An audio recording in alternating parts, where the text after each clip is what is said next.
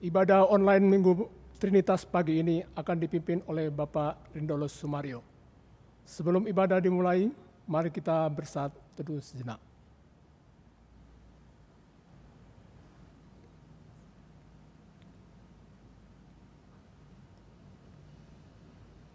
Jemaat, kami persilakan untuk berdiri. Panggilan beribadah. Bersyukurlah kepada Tuhan, serukanlah namanya, perkenankanlah perbuatannya di antara bangsa-bangsa. Haleluya, terpujilah Tuhan. Bernyanyilah baginya, bermazmurlah baginya, percakapkanlah segala perbuatannya yang ajaib. Haleluya, terpujilah Allah Bapa, Sang Putra dan Roh Kudus, sekarang sampai selama-lamanya.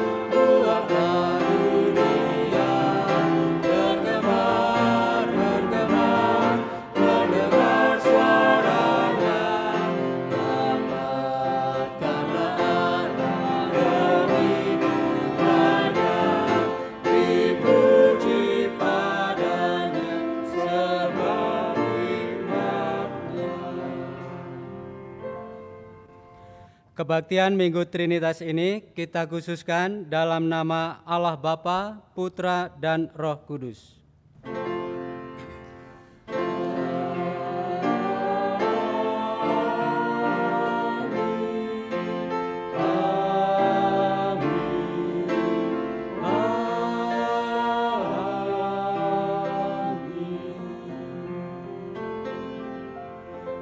Kasih karunia dan damai sejahtera dari Allah Bapa kita dan dari Tuhan Yesus Kristus menyertai saudara. Dan menyertai saudara juga. Jemaat silakan duduk.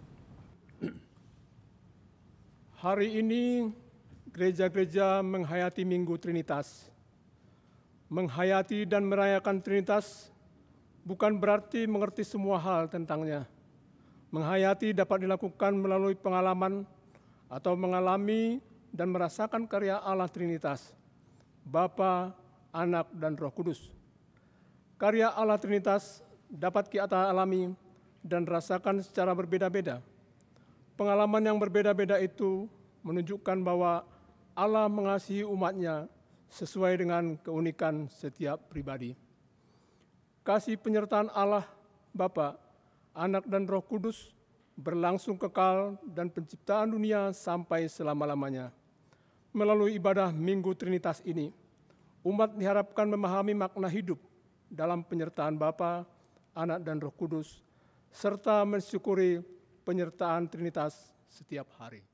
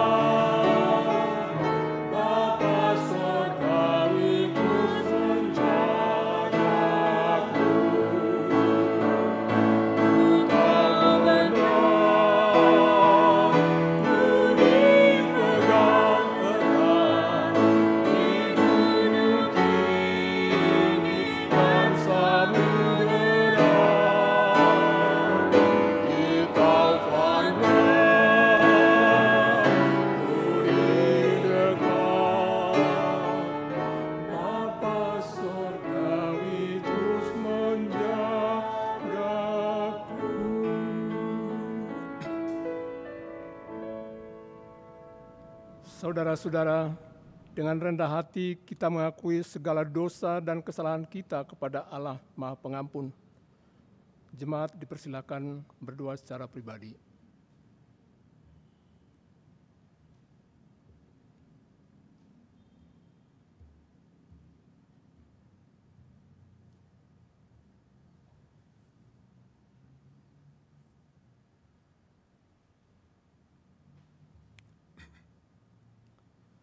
Tuhan, ampunilah dosa dan kesalahan kami.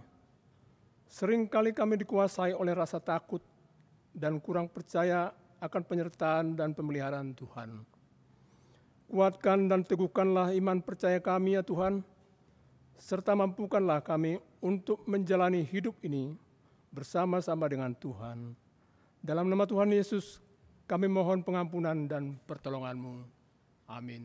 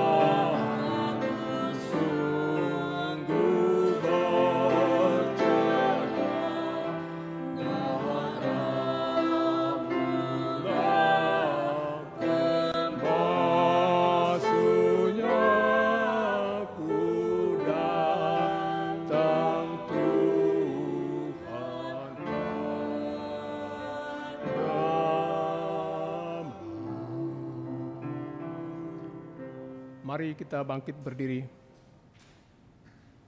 Kini terimalah berita anugerah yang difirmankan Tuhan di dalam Mazmur 103 ayat 2-5. Pujilah Tuhan hai jiwaku, dan janganlah lupakan segala kebaikannya. Dialah yang mengampuni segala kesalahanmu, yang menyembuhkan segala penyakitmu. Dia yang menembus hidupmu dari lubang kubur, yang memahkotai engkau dengan kasih setia dan rahmat. Dia yang memuaskan hasratmu dengan kebaikan, sehingga masa mudamu menjadi baru seperti pada burung Raja Wali. Demikianlah berita anugerah dari Tuhan. Syukur kepada Allah. Marilah kita menyatakan damai kita dengan saling mengucapkan salam damai.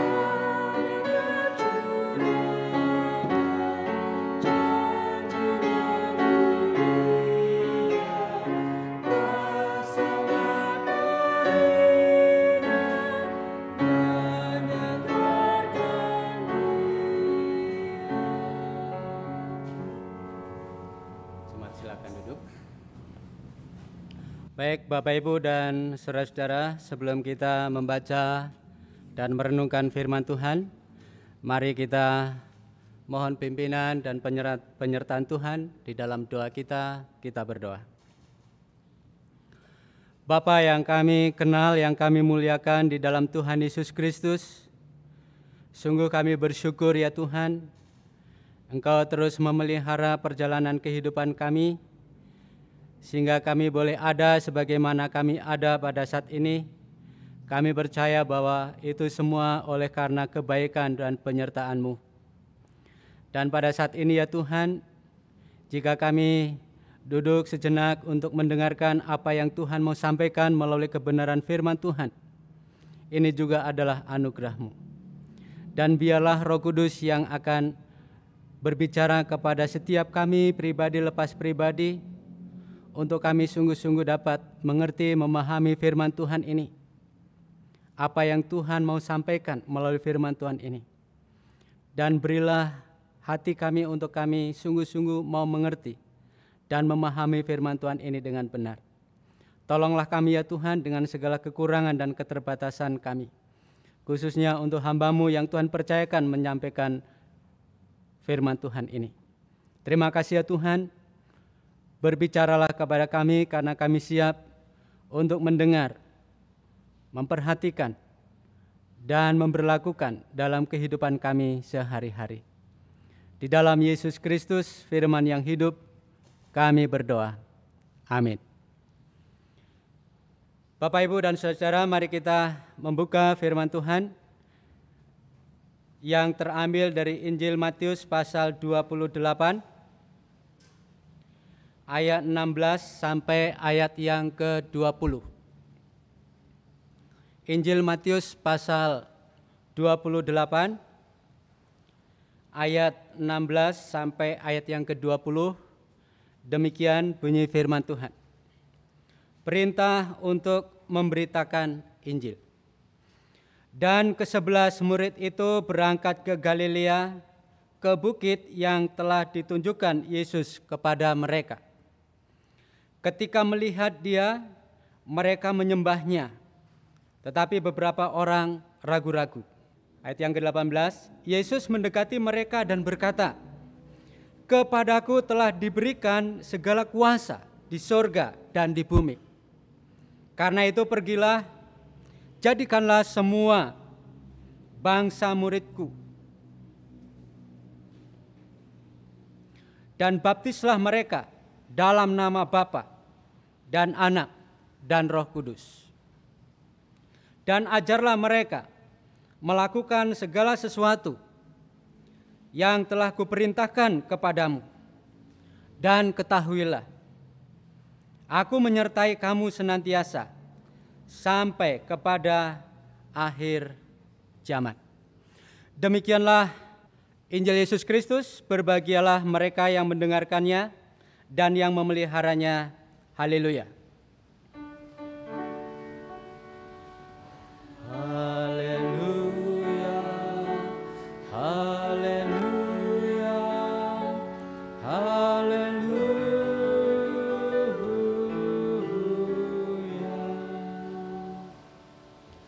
Baik, Bapak, Ibu, dan saudara-saudara yang saya kasih dalam Tuhan Yesus Kristus, tema kita pada pagi hari ini, hidup dalam penyertaan Bapa, Anak, dan Roh Kudus.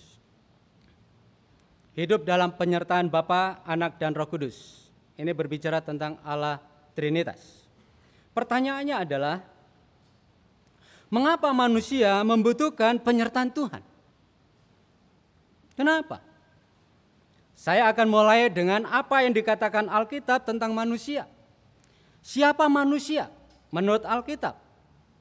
Di dalam Kejadian pasal 1 sampai pasal yang kedua, di dalam peristiwa penciptaan, manusia di situ dikatakan berasal dari debu dan tanah.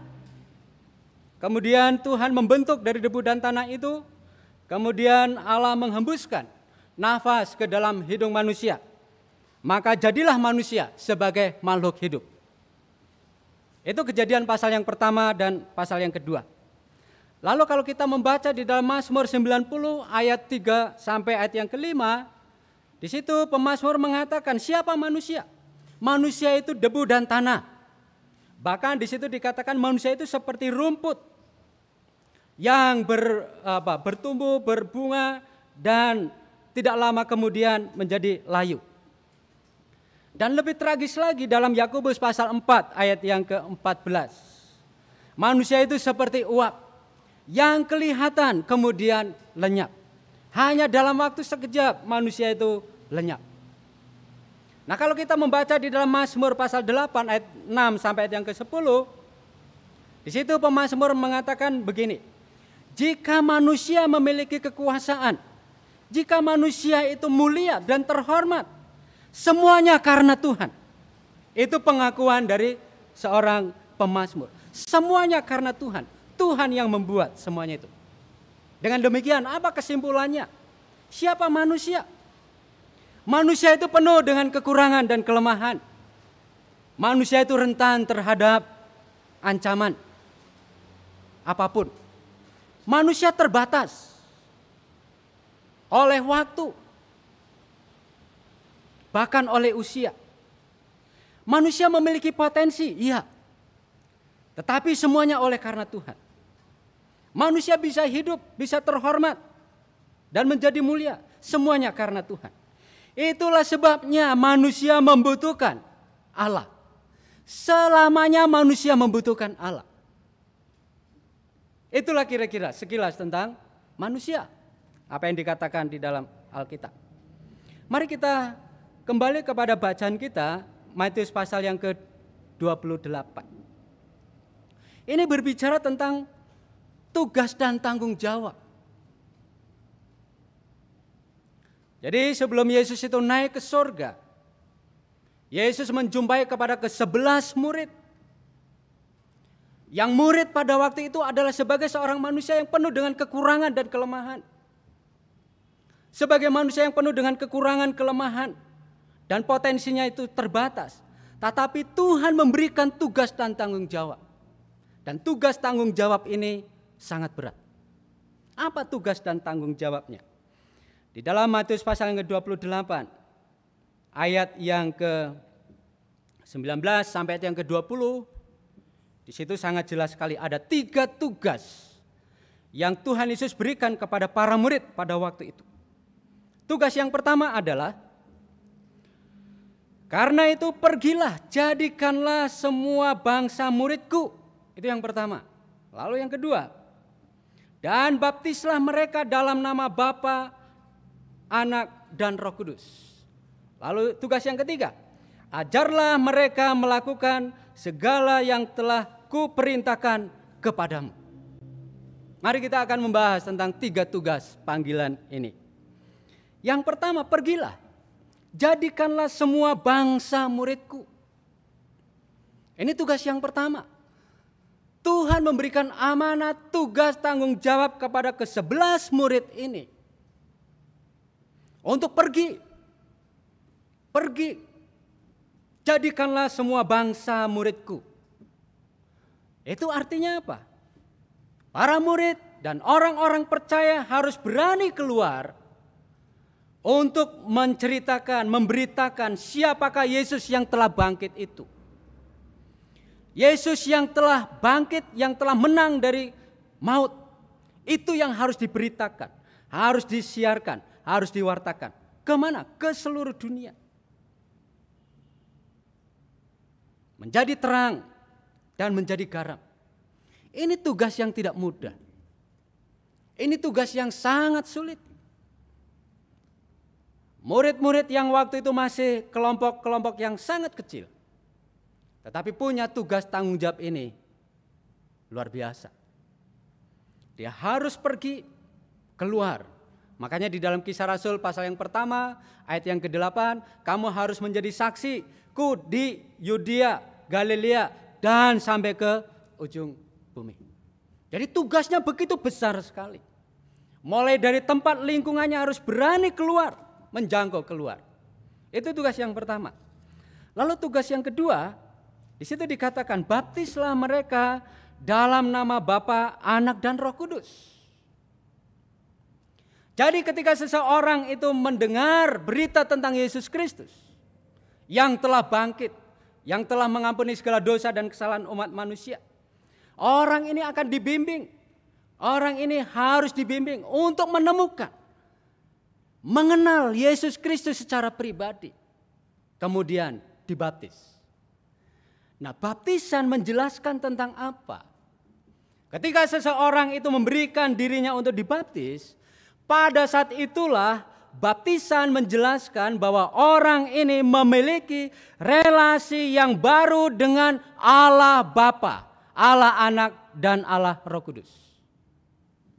Jadi ketika seseorang itu dibaptis, memberikan dirinya dibaptis, pada saat itulah orang ini memiliki relasi yang khusus dengan Allah Trinitas. Relasi yang tidak bisa dipisahkan. Relasi yang sudah dimeteraikan melalui baptisan. Kemudian ketika seseorang itu memberikan dirinya dibaptis, orang ini memiliki status yang baru.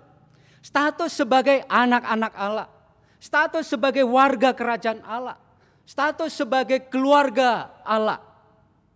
Memiliki relasi yang khusus dengan Allah Bapa, Allah Anak, Allah Roh Kudus. Kemudian memiliki status yang baru. Sebagai anak-anak Allah, sebagai keluarga Allah, sebagai warga kerajaan Allah. Kemudian ketika seseorang memberikan dirinya dibaptis, berarti pada saat itulah dia memiliki kesatuan. Kesatuan dengan Allah Trinitas. Punya relasi, kemudian memiliki kesatuan dengan Allah Trinitas.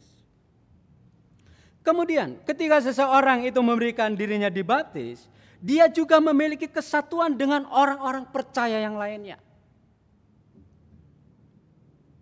Sebagai keluarga besar kerajaan Allah. Dipersatukan dengan Allah Bapa, Allah Anak, Allah Roh Kudus. Dan juga dipersatukan dengan jemaat Tuhan yang lain. Orang-orang percaya yang lain. Itulah sebabnya seringkali orang-orang percaya yang satu iman seringkali menjadi keluarga yang seringkali juga bisa mengalahkan keluarga inti. Keluarga yang dipersatukan di dalam Allah Bapa, Anak, dan Roh Kudus. Inilah yang disebut dengan gereja. Gereja berarti memiliki kesatuan yang tidak bisa dipisahkan. Itu tugas yang kedua. Tugas yang ketiga adalah ayat yang ke-20. Dan ajarlah mereka melakukan segala sesuatu yang telah kuperintahkan kepadamu. Ini yang seringkali disebut gereja memiliki tugas penggembalaan. Dan kapan penggembalaan itu? Ketika seseorang itu memberikan dirinya dibaptis, sampai selama-lamanya nanti dipanggil oleh Tuhan pun itu menjadi tugas tanggung jawab gereja. Ketika dia dipanggil oleh Tuhan sampai kita antarkan ke pemakaman. Nah, ini tugas yang sangat besar. Bagaimana mengajar, mendidik, mendampingi orang-orang percaya ini. Mengalami perubahan hidup. Mengalami perubahan karakter yang semakin hari semakin sempurna dengan Kristus. Gereja mendampingi, mengajar, mendidik, membimbing umat Tuhan, jemaat Tuhan untuk menghasilkan buah-buah pertobatan. Atau bisa dikatakan mengajar, membimbing jemaat untuk mengalami kedewasaan iman. Ini perlu perjuangan, perlu waktu yang begitu lama. Ketika seseorang memberi diri dibaptis bukan berarti secara otomatis pada saat itu dia menjadi orang yang hebat, orang yang benar, orang yang suci. Tidak. Tetapi semua proses, itulah sebabnya tugas yang ketiga adalah mengajar. Ajarlah mereka, didiklah mereka, dampingi mereka. Sampai mereka ketika Tuhan Yesus datang tidak didapati cacat dan celah. Inilah tugas penggembalaan. Jadi kalau Bapak, Ibu, dan saudara memperhatikan tiga tugas ini tugas yang sangat berat. Tugas yang sangat tidak mudah untuk dilakukan. Dan 3 tugas panggilan ini harus dilakukan oleh gereja, oleh orang-orang percaya. Bapak, Ibu, dan saudara-saudara, tantangan untuk melaksanakan tugas ini begitu besar. Yang pertama, dari internal. Siapa para murid? Para murid manusia biasa. 11 murid ini bisa dikatakan kalau dilihat dari latar belakang mereka, mereka bukan orang yang memiliki pendidikan yang begitu hebat, tidak. Mereka manusia biasa. Sebagian besar mereka berlatar belakang dari nelayan. Tetapi Tuhan memberikan tugas tanggung jawab ini. Ini tidak mudah. Mereka sendiri sebagai manusia yang penuh dengan kekurangan dan kelemahan dan keterbatasan. Mereka sebagai manusia yang rapuh. Kapasitasnya, potensinya barangkali biasa-biasa saja. Itu internalnya untuk para murid itu sendiri. Kemudian tantangan dari eksternal. Yesus sudah ngomong kepada para murid sebelum Yesus itu menjalani peristiwa Golgota sampai mati di atas kayu salib. Yesus sudah ngomong, kalau dunia membenci saya, membenci aku, maka dunia pun akan membenci kamu. Apa artinya? Para murid hadir di tengah-tengah dunia. Dunia yang tidak respect. Dunia yang akan menolak. Atau bisa dikatakan akan mengadakan resistensi, perlawanan. Karena dunia lebih mencintai kegelapan daripada mencintai terang. Itulah dunia yang mereka hadapi. Ketika Tuhan katakan pergilah ke seluruh dunia. Itulah dunia yang dihadapi oleh para murid. Kemudian Yesus juga pernah ngomong kepada para murid. Ketika kamu pergi memberitakan Injil dari desa ke desa, dari kota ke kota, ingat, kamu sebagai domba yang masuk di tengah-tengah kawanan serigala. Itulah tantangan yang mereka hadapi. Yang begitu luar biasa. Itulah sebabnya dengan kesadaran inilah Tuhan berjanji kepada mereka. Apa itu janjinya?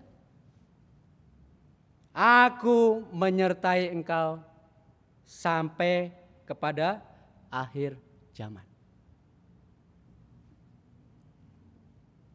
Tugas memang berat, tantangan memang berat. Apa yang memampukan para murid untuk melaksanakan tugas itu? Jaminan penyertaannya. Mari kita lihat. Janji penyertaan Allah Trinitas. Di situ dikatakan, aku menyertai kamu senantiasa sampai kepada akhir zaman. Apa artinya menyertai? Menyertai berarti Allah Trinitas turut serta. Ada yang pertama.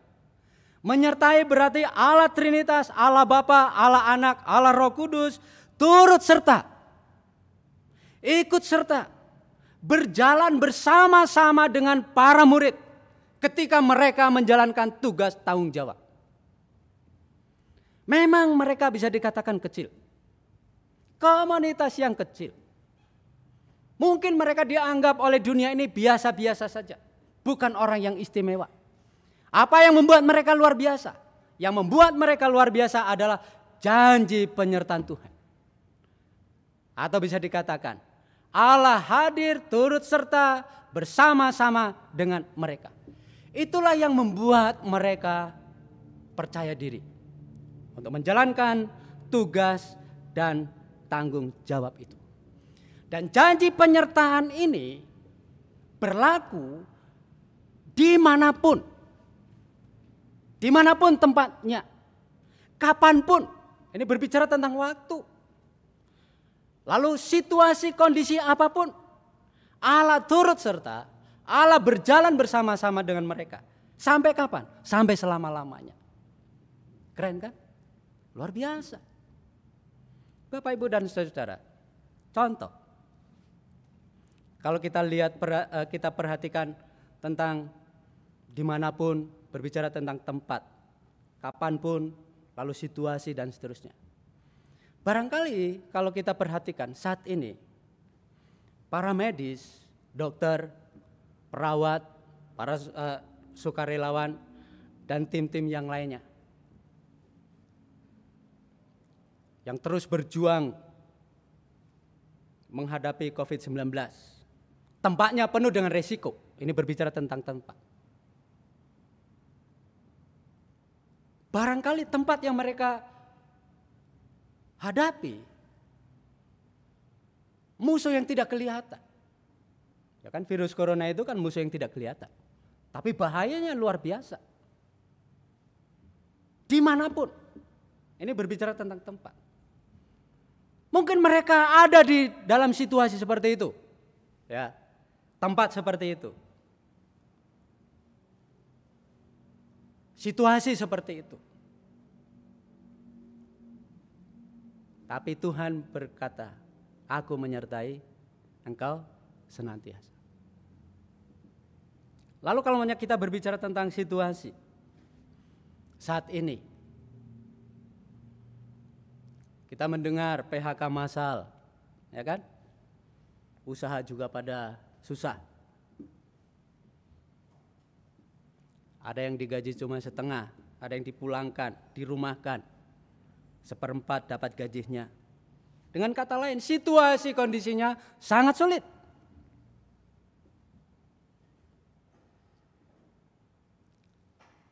Udah berbulan-bulan di rumah barangkali juga jenuh. Itulah situasinya. Kondisinya seperti itu. Atau barangkali ada yang sakit. Bahkan kehilangan orang yang dicintai. Sangat sedih sekali. 3 orang itu meninggal. Yang hadir cuma 1, 2, 3 orang. Betapa sedihnya. Sedih sekali. Tapi itulah situasinya. Atau barangkali sedang menikah. Sedang menikah di tempat yang sangat jauh. Kedua orang tuanya tidak bisa hadir. Betapa sedihnya. Itulah situasinya. Jadi dimanapun, kapanpun, situasi apapun yang kita alami, yang kita hadapi saat ini, firman Tuhan katakan, aku menyertai kamu senantiasa. Artinya apa? Allah hadir, Allah turut serta, Allah bersama-sama dalam situasi kondisi apapun.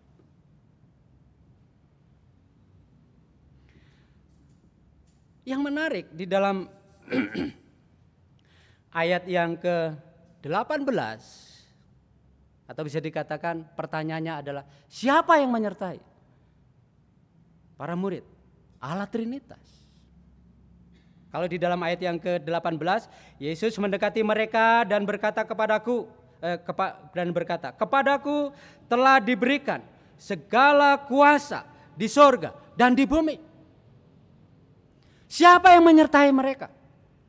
Siapa yang berjalan bersama-sama dengan mereka? Siapa yang turut hadir di dalam kehidupan mereka?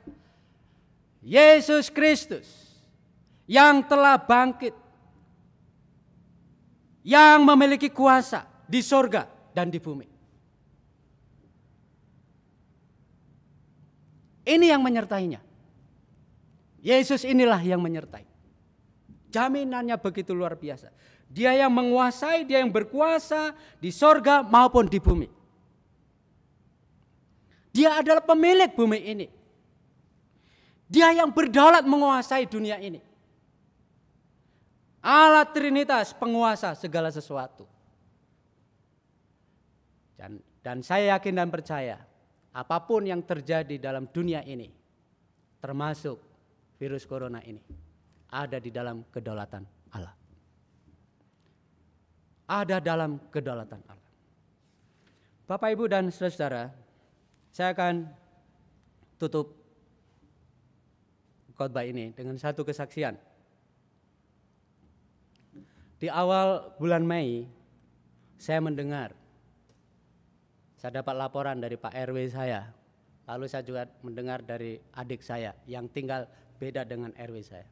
Cerita tentang bahwa di 3 RW desa saya itu didapatilah 13 orang positif corona. Sumbernya dari satu orang yang pada waktu itu tidak jujur. Klaster dari GBI Lembang. Masuk, menurut cerita, lari dari rumah sakit itu, pergi ke saudaranya. Tidak cerita kalau dia itu sakit. Lalu dia bisa bergaul kemana-mana di situ. Akhirnya menyebarlah COVID itu. Ketika saya mendengar itu, saya marah. Marahnya apa? Ini orang bawa penyakit, enggak jujur.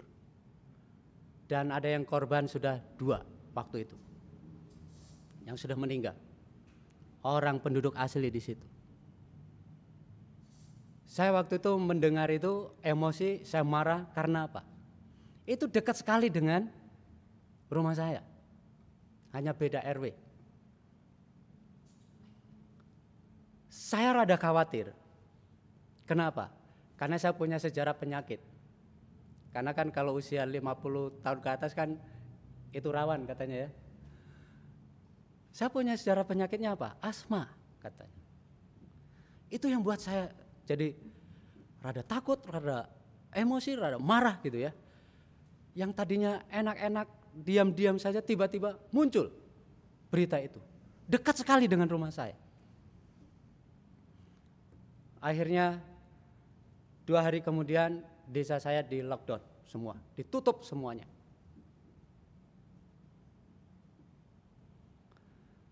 Akhirnya saya jalanin itu, makanya selama bulan Mei saya tidak tugas ya. Saya lagi di lockdown betul, gak boleh keluar kemana-mana. Saya juga harus jaga diri, saya tahu diri penyakit saya asma gitu ya. Ya sudah, saya nikmati saja, jaga baik-baik. Tetapi ketika saya berserah sama Tuhan, terserah Tuhan lah gitu ya. Yang penting saya sudah jaga protokol, usahakan dan segala macam, pola hidup sehat dan segala macam, terserah apapun yang terjadi. Ketika saya berserah seperti itu, saya tahu Tuhan menolong, lega. Tidak marah-marah lagi, tidak emosi lagi. Sudah terserah Tuhan yang berdaulat.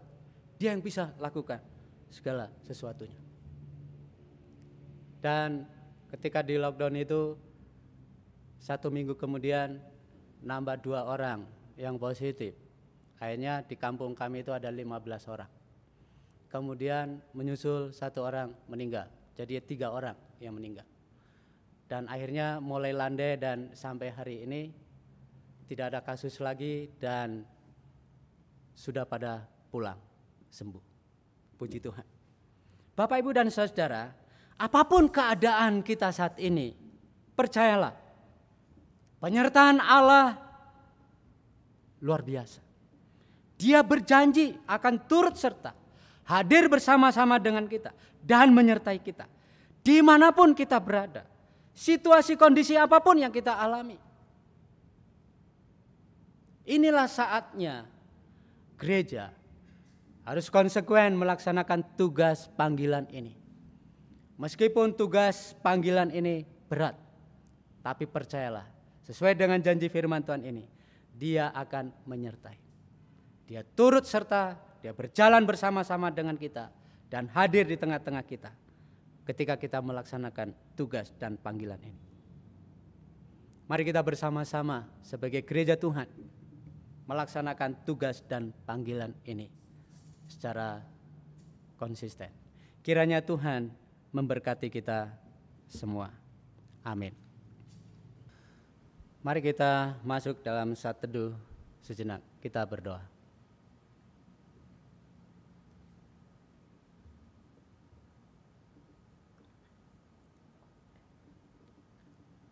Amin. Kita akan mendengarkan persembahan pujian.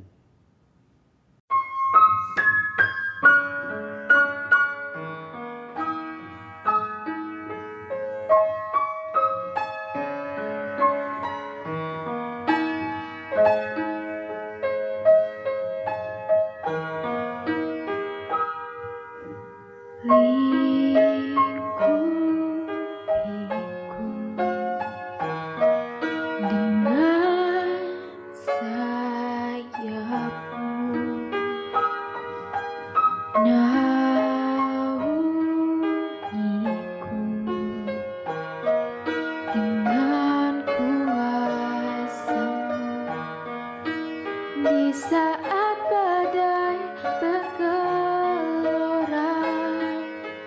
ku akan terbang bersamamu. Bapa, kau Raja atas semesta, ku tenang sebab kau Allahku.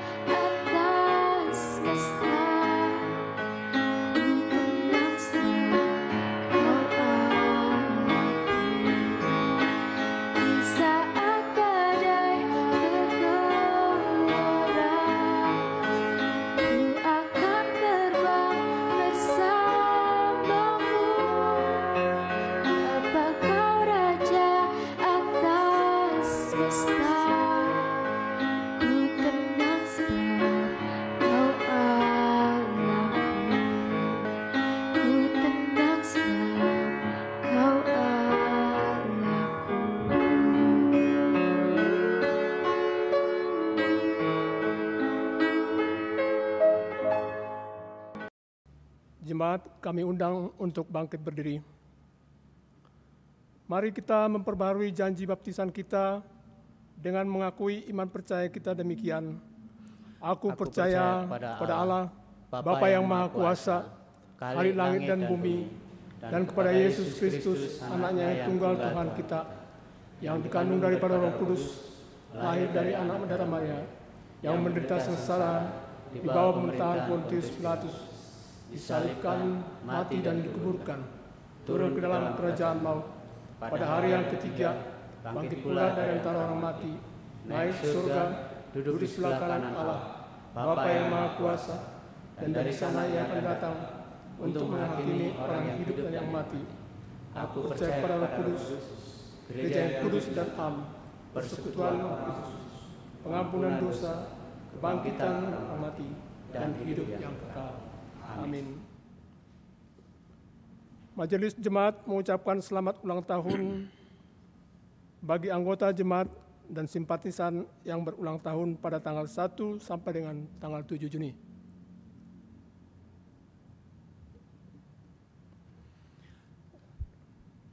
Baik, Bapak Ibu, mari kita masuk di dalam doa sahabat kita. Dan doa sahabat kita nanti kita akan tutup dengan doa Bapa kami, kita ucapkan bersama-sama. Mari kita berdoa. Bapa, sungguh kami bersyukur, berterima kasih untuk kebenaran firman Tuhan yang boleh kami dengar, yang boleh kami renungkan bersama-sama. Ini menjadi tugas dan tanggung jawab yang harus kami lakukan, yang harus kami kerjakan sebagai gereja, sebagai umat Tuhan. Dan kami percaya bahwa Engkau yang akan terus menyertai kami dalam kami melaksanakan tugas dan tanggung jawab atau panggilan ini. Bapa, biarlah kami sungguh-sungguh meyakini akan penyertaan Tuhan ini, sehingga kami tidak perlu khawatir, tidak perlu takut lagi menjalani kehidupan kami hari-hari mendatang. Kami yakin dan percaya Engkau hadir, Engkau bersama-sama dengan kami, Engkau turut serta di dalam kehidupan kami. Bapa, pada saat ini kami mau bersyukur bersama-sama dengan saudara-saudara kami yang berulang tahun dari tanggal 1 sampai pada tanggal 7 Juni ini. Kami mensyukuri akan pemeliharaan Tuhan atas kehidupan mereka. Mereka boleh menjalani kehidupan mereka selama 1 tahun ini semata-mata oleh karena berkat dan anugerah dari Tuhan. Dalam suka, dalam duka, Tuhan tidak pernah meninggalkan mereka. Kalau mereka boleh ada sebagaimana ada pada saat ini, kami percaya bahwa Tuhan yang menganugerahkan semuanya itu. Dan kami berdoa untuk hari-hari mendatang, kiranya Tuhan yang akan terus memelihara, mendampingi, menyertai perjalanan hidup mereka. Dalam suka, dalam duka, Tuhan yang akan menguatkan dan menghiburnya. Dan Tuhan yang akan memberkati apa yang mereka lakukan, apa yang mereka kerjakan. Tuhan anugerahkan terus kesehatan, kekuatan. Dan pakailah hidup mereka, hidup yang sungguh-sungguh memuliakan Tuhan. Hidup yang sungguh-sungguh boleh menjadi berkat bagi banyak orang. Bapa, pada saat ini kami terus berdoa, ya Tuhan, khususnya bagi seluruh anggota jemaat, apapun situasi kondisinya saat ini yang mereka hadapi. Barangkali mereka mengalami kesulitan ekonomi. Mereka sedang mengalami sakit penyakit. Mereka sulit untuk mendapatkan pekerjaan. Mereka sulit untuk berkarya, bekerja, atau berusaha. Sesuai dengan janji firman-Mu ya Tuhan, Engkau bersama-sama dengan mereka. Engkau hadir di tengah-tengah mereka. Engkau menyertai mereka. Dan Engkau yang akan menguatkan mereka. Biarlah kehidupan yang mereka jalani saat ini adalah kehidupan yang sungguh-sungguh berserah kepada pemeliharaan Tuhan. Bapa, pada saat ini kami juga mau berdoa untuk jemaat yang sudah lanjut usia, yang barangkali juga seringkali terganggu dengan kesehatannya. Mari ya Tuhan, Engkau kuatkan dan Engkau hiburkan. Di tengah-tengah kekurangan dan keterbatasan kelemahan mereka, biarlah mereka terus mengandalkan Tuhan, mengandalkan kekuatan yang dari Tuhan. Jika ada jemaat yang sakit, mari ya Tuhan Engkau jamah dan Tuhan pulihkan dengan kasih karunia yang dari Tuhan. Bapa, pada saat ini kami berdoa, kiranya Engkau yang akan menolong bagi kami, pengerja, majelis jemaat, para aktivis, untuk kami dapat mempersiapkan masa-masa kehidupan normal yang akan datang. Biarlah Tuhan yang akan menolong, berikan hikmat, apa-apa yang harus kami lakukan, persiapkan, dan Tuhan yang turut bekerja. Supaya semuanya itu kami boleh hadapi, kami boleh lakukan, kami boleh persiapkan segala sesuatunya dengan baik. Mohon berkat Tuhan, supaya kami dapat mempersiapkan semuanya itu dengan hikmat yang dari Tuhan. Bapa, pada saat ini kami terus berdoa, untuk selama 1 bulan ke depan ini, kami masih terus melaksanakan kegiatan pelayanan, ibadah umum, PA, persekutuan wilayah, ataupun kegiatan-kegiatan yang lain, masih dalam kondisi online. Kami serahkan semuanya ke dalam tangan-Mu, Tuhan yang berkarya dan Tuhan yang berkati dengan segala peralatan yang dipakai, dengan segala sesuatu yang sudah kami kerjakan. Tuhan sempurnakan. Bapa, pada saat ini kami mau berdoa untuk pemerintah dan bangsa Indonesia, secara khusus untuk seluruh warga negara Indonesia, supaya mereka boleh mengerti, memahami, dan mentaati anjuran protokol dari pemerintah, supaya COVID-19 ini cepat berakhir di tengah-tengah bangsa kami. Dan kami mohon kesadaran bagi seluruh warga negara Indonesia ya Tuhan, untuk belajar bersama-sama berdisiplin dan melakukan yang terbaik demi kesehatan mereka dan juga demi kesehatan bagi orang lain. Kami menyerahkan untuk langkah-langkah pemerintah yang sedang terus berjuang keras untuk menekan laju perkembangan COVID-19 ini, dan juga untuk berusaha meningkatkan kembali kehidupan normal, usaha, pekerjaan, dan segala sesuatunya. Dan biarlah Tuhan yang akan turut campur tangan, supaya langkah-langkah ini adalah langkah-langkah yang diberkati oleh Tuhan. Terima kasih ya Tuhan, kami serahkan semuanya ke dalam tangan-Mu.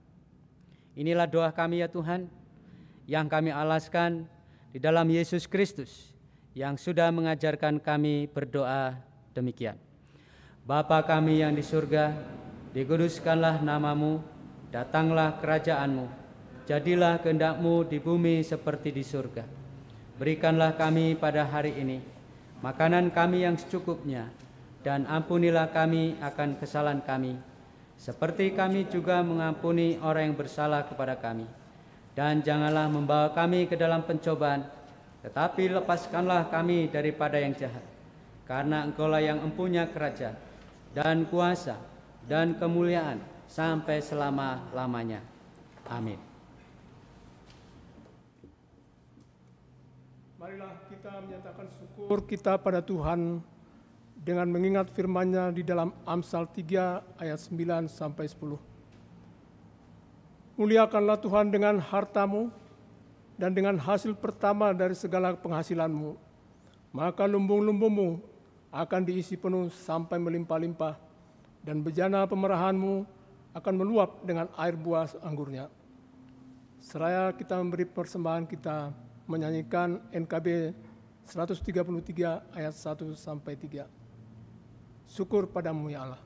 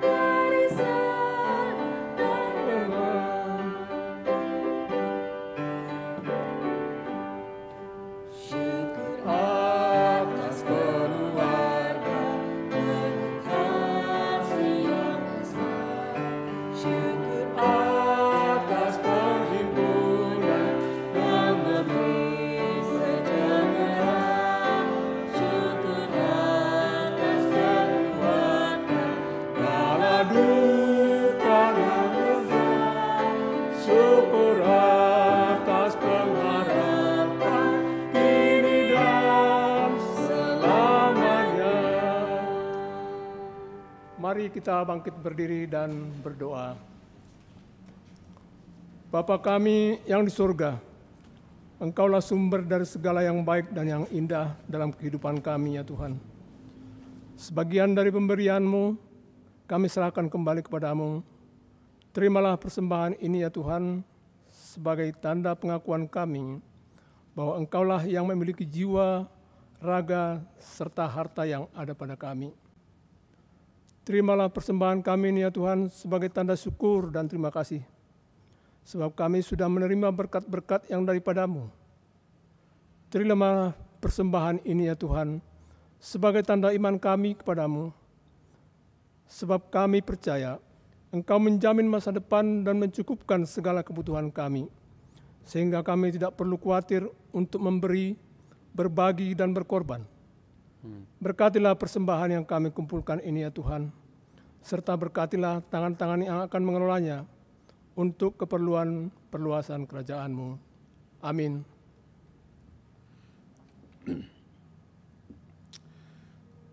Saudara, dunia ini penuh dengan tantangan dan godaan. Oleh karena itu, teruslah hidup dekat dengan Tuhan. Kami mau terus hidup bersama Tuhan.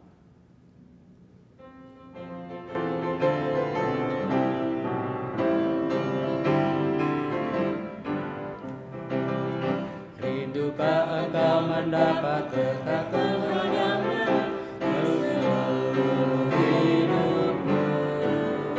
Mintalah kepada Bapa-Mu yang janjinya teguh, menyertai langkahmu. Roh Kudus terus meluapi hatimu, karena Tuhan berpesan, bawalah bejanamu. Roh Kudus terus meluapi hatimu,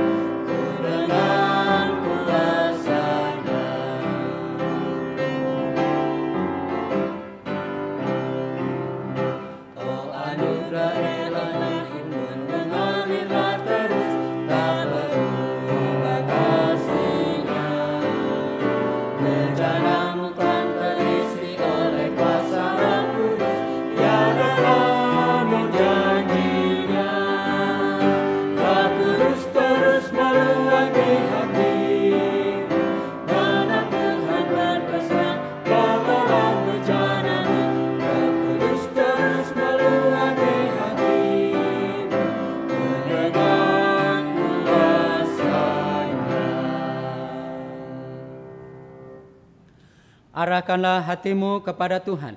Dan mengarahkan hati kami kepada Tuhan. Jadilah saksi Kristus. Syukur pada Allah, Terpujilah Tuhan. kini dan selama-lamanya. Terimalah berkat dari Tuhan. Kiranya kasih karunia dari Allah Bapa, sumber dari segala berkat, kasih dari Yesus Kristus, pertolongan dan bimbingan dari Allah Roh Kudus, menyertai kita sekalian, dari saat ini sampai selama-lamanya. Amin.